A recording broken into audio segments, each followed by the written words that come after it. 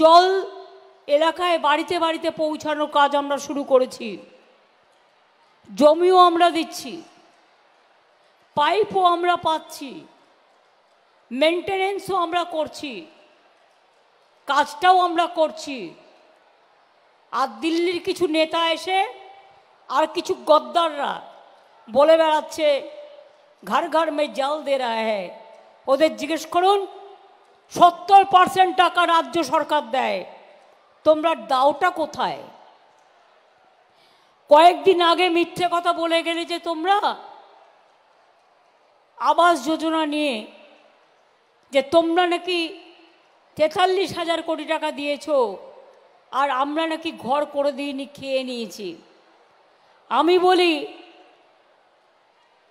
14-15 থেকে 21-22 পর্যন্ত central government যে টাকাটা দিয়েছিল 29,834 কোটি টাকা, কিন্তু স্টেট গভর্নমেন্টকেও দিতে হয়েছে 20,000 কোটি টাকা।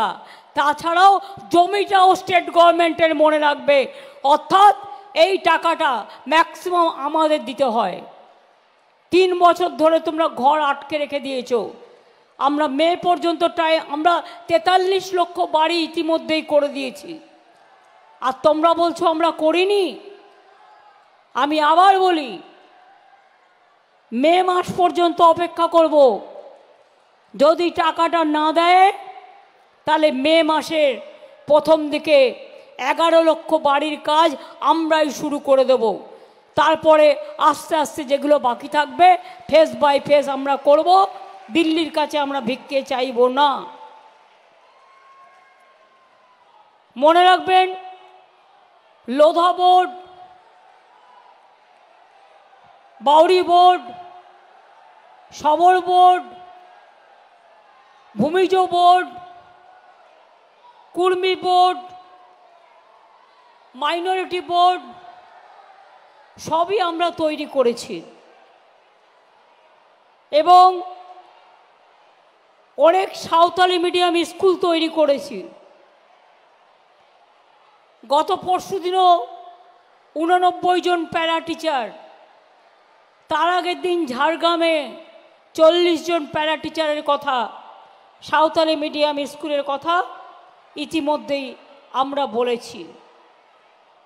আমি একটা কথা আপনাদের বলি, কপালেশ্বর কেলেঘাই প্রকল্প আমরা 700 কোটি টাকার ওপর বেশি খরচা করে দিয়েছি, যাতে মানুষের উপকার হয়েছে।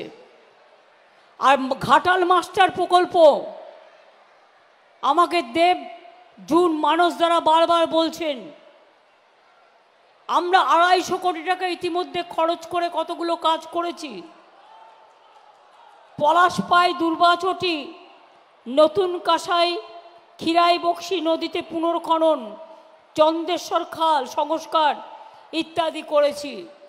আর ঘাটাল মাস্টার প্ল্যান আগামী 2-3 বছরের মধ্যে আমরাই করব। আমরা দিল্লির ভিক্ষে চাই না।